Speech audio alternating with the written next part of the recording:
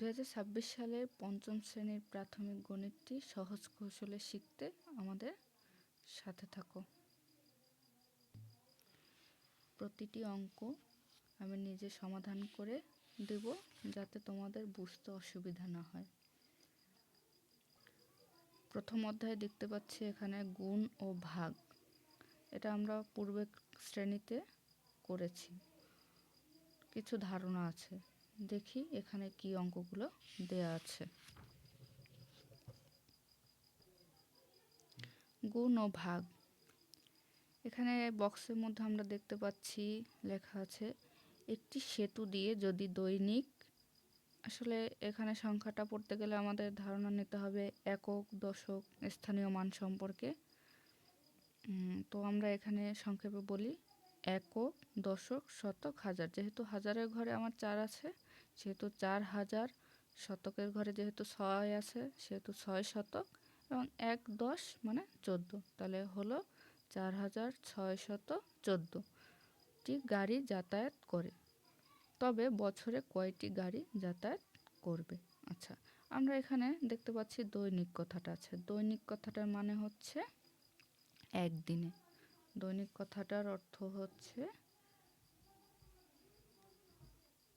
দৈনিক মানে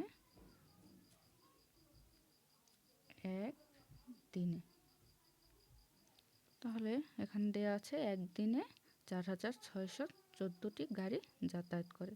তবে বছরে কয়টি গাড়ি যাতায়াত করবে? আচ্ছা, তাহলে বছরে মানে কি?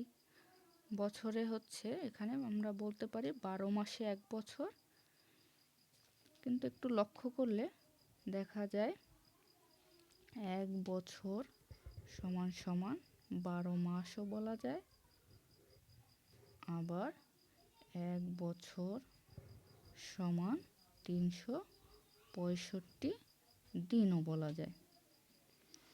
এখন এখানে দেয়া আছে একদিনে যায় যেহেতু, তাহলে আমরা সাধারণত যেহেতু দিনের হিসাবে দেয়া আছে আমাদের লক্ষ্য রাখতে হবে দিন কথাটা কোথায় আছে। তাহলে আমরা এখানে পাচ্ছি দিন হচ্ছে 365 দিন, তাহলে দৈনিক কথার অর্থ হচ্ছে একদিন। তাহলে একদিনে গাড়ি যাতায়াত করে 4614টি, সুতরাং 365 দিন। 365 দিনে গাড়ি যাতায়াত করে। আমরা যেহেতু গুণ করব সেহেতু এইখানের সংখ্যাটা আগে লিখতে হবে।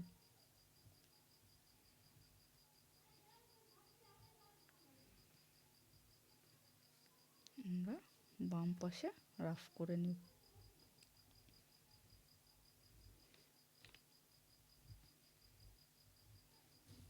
আমাদের অবশ্যই গুণের ধারণা থাকতে হবে। তো যা দিয়ে গুণ করা হয় তাকে বলা হয়, আমরা এখানে দেখতে পাচ্ছি, তাকে বলা হয় গুণক। এখানে গুণক হচ্ছে 365 এবং গুণ্য হচ্ছে 4614, এবং গুণ করার পরে যে ফলটা পাবো তাকে বলা হয় গুণফল। এখন আমরা এককের ঘর থেকে শুরু করি। 4 5 20, 20-এ 0, হাতে আমার 2, 5 অক্ষে 5 আর 2 7, 5 6 30-এ 0, হাতে আমার 3, 4 5 20 আর 3 23। যেহেতু আমার এককের ঘরের অঙ্কটা আমি করেছি, এককের ঘরের অঙ্কর জন্য এককের ঘরে 0 বসবে। এবার দশকের ঘরে, দশকের ঘরে আছে 6, 6 দিয়ে আমরা ডান পাশ থেকে শুরু করব। গুণের নিয়ম হচ্ছে ডান পাশ থেকে শুরু করা। 4 6 24, 24-এ 4, হাতে আমার 2, 6 6 আর 2 8, 6 6 36, 36-এ 6, হাতে আমার 3, 4 6 24 আর 3 27। যেহেতু আমার এককের ঘরের অঙ্ক করা শেষ, দশকের ঘরের অঙ্ক করা শেষ, তাই একক এবং দশক স্থানে শূন্য বসাবো। এবার 3 দিয়ে ডান পাশ থেকে আবার শুরু করব। 3 4 12, 2 হাতে আমার 1, 3 অক্ষে 3 আর 1 4, 3 6 18, 8 হাতে আমার 1, 3 4 12 আর 1 13, 0 0 4 আর 7 11, 1 হাতে আমার 1, 2 আর 1 3, 8 আর 3 11, 1 হাতে আমার 1, 4 আর 1 5, 6 আর 5 11, 11 আর 3 14, 4 হাতে আমার 1, 8 আর 1 9, 9 আর 7 16, 16 আর 2 18, 8 হাতে আমার 1, 3 আর 1 4, 4 আর 2 6, 1 এর 1 নামালাম। অঙ্কটা কেমন লাগলো? আশা করি অঙ্কটি তোমরা বুঝতে পেরেছো।